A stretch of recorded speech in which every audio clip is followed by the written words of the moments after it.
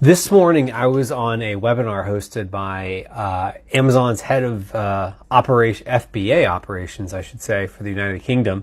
And regardless of whether or not you sell in the UK or not, but if you're interested in Amazon at all, or you're just fascinated by how Amazon works, stick around and I'll share with you what I learned.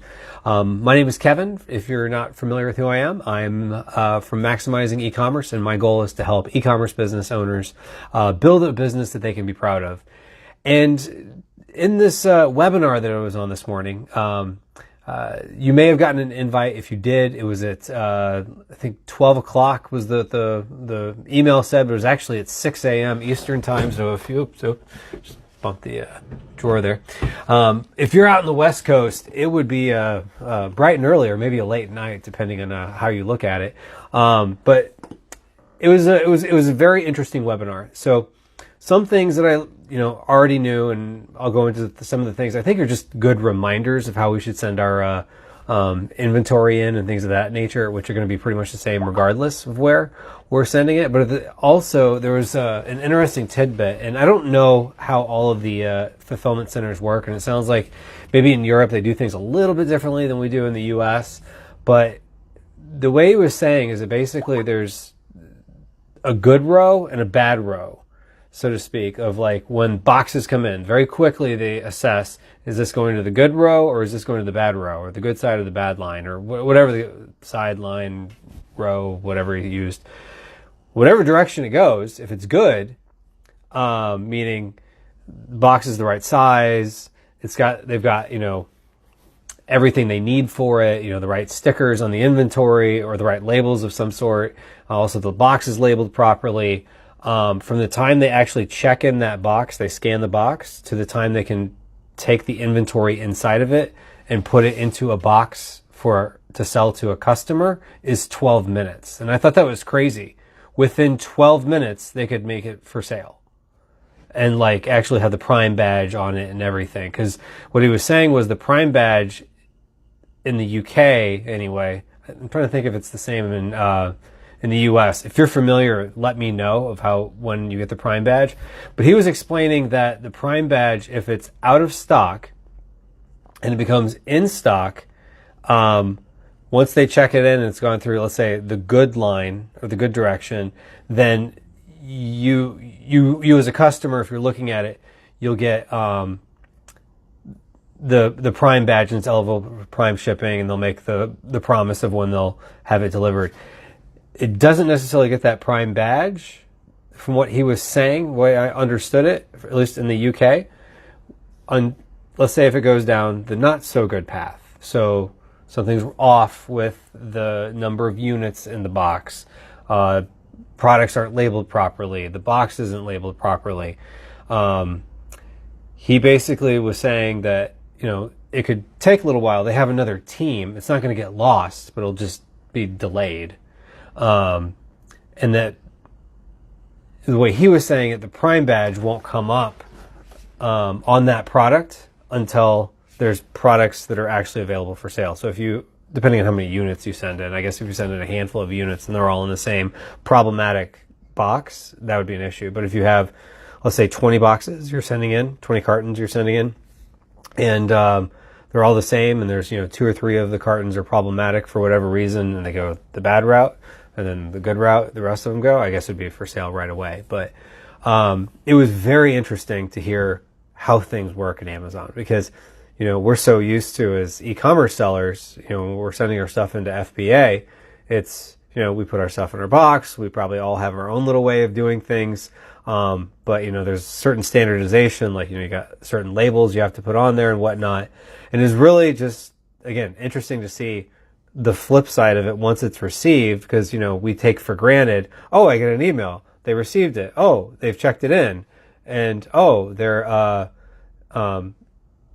it's completed. So, we get the 3 emails and we think everything's great, and we realize there's a whole team of people that troubleshoot all these things. And there could be problems, maybe we did everything correct, but somehow,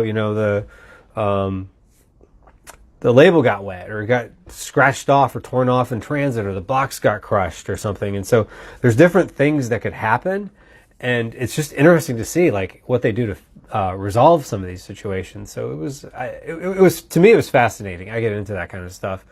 And he basically also was talking a little bit about labels, and he didn't want to go too much into labels because he was saying labeling could be a big thing. And if you're looking to go internationally and you're not internationally currently, just one thing to keep in mind, depending on if you have manufacturer labels, and the manufacturer labels are the ones that are either an ASIN label or it's like the UPC sticker, or if you have like an actual FN SKU, because it's an Amazon label. So the FN SKU, the fulfillment network stock keeping unit, which is basically seller specific, those are also marketplace specific. So things could get screwy if you send in like something with Amazon.com labels to like Canada or UK or something like that. Just a little bit of a side note. But other just friendly reminders they had. I mean, it was a very positive note of or tone, I should say, maybe of the webinar. But basically he was saying that, there's just a few things to reminder, make sure that you have your, the right size boxes. And what was interesting was there's certain boxes that they'll accept, but they won't necessarily, and I couldn't remember the sizes, but it was basically, I think it was like 29 inches or something like that wide. They would go down the good path, and the bigger boxes would go down a little bit more down the problematic path. It wasn't even a problem. It was just more slower path. And don't quote me on 29. It was some number. If you know what that number was, leave a comment down below. I'd be curious to know. And all in all, he was also saying that, make sure you have the label on. He was just showing examples of things like, boxes that arrive crushed. And it's not just like, oh, there's a little ding on the side of the box. It's like almost like ripped open. Like, how did that thing even make it there without stuff falling out? Or somebody must have been super diligent. And like, I think they were trying to do the right thing, but they took let's say they had 3 boxes, they stacked them on top of each other, and then they put duct tape around like where each box met each other. And lo and behold, it was like almost like they made it into one box. Well, that caused a problem because that's extra work for the people in the warehouse to do it. So, the more we can follow along with their rules, I don't even like to use the word rules, but their guidelines and standards of when we send in packages, it's going to make it easier for them, but it's also going to make it so our product is available for sale more quickly. So their procedures, again, in the UK are probably a little different than the procedures in the US, and I think there's going to be some procedures probably are a little different between fulfillment centers, even within the US or within UK.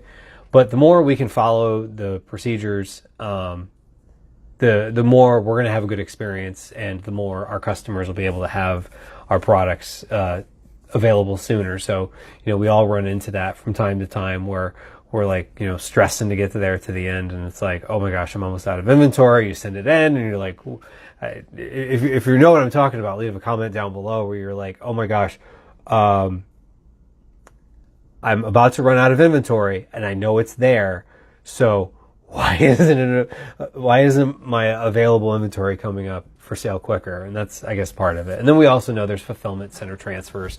So we may send it to one location, and then they will distribute it to others. One thing he did talk about, which is a side note, was that in the UK they use kind of more of a cross-dock philosophy of it goes to one central location, and then it gets sent out to other fulfillment centers. So they do fulfillment center transfers differently than we do.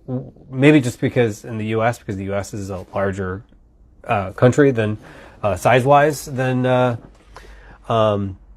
UK is. But like he was talking about, like in the US, sellers are more likely to be assigned, multiple fulfillment centers, and gosh knows we all love that when that happens. I definitely prefer having one fulfillment center. I've had it happen where I load together a whole bunch of boxes, and then all of a sudden it's like 4 different fulfillment centers when I put in my quantities, and it's like, oh no, I got to repackage all these boxes. If you've ever had that happen to you, I think you know how that feels. It's like, so now I just wait until the end before I actually put tape on any boxes. In fact, a lot of times now I've just gotten to the point, like, I don't even pack a lot of boxes until I know exactly what I'm sending and where they want me to send it to. So, and I've also sometimes, just because I didn't want to go back and repackage the boxes, paid the 30-40 cents per unit or whatever it is these days. But anyhow, hopefully you found this video to be helpful, somewhat interesting or enlightening, or you have experiences you want to share. But either way, if you can give me a little thumbs up, I'd definitely appreciate that.